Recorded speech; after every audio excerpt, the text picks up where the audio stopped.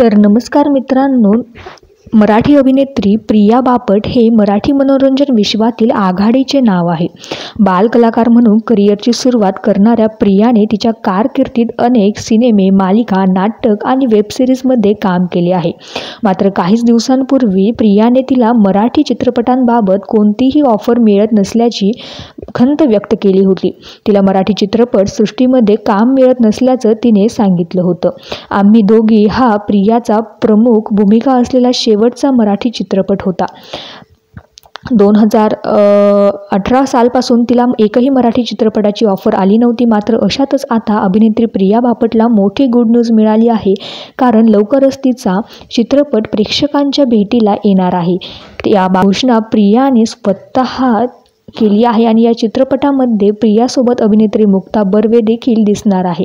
या चित्रपटाचे नाव असंभव एक अद्भुत कहाणी असे असून हा चित्रपट 1 मे 2025ला प्रेक्षकांच्या भेटीला येणार आहे.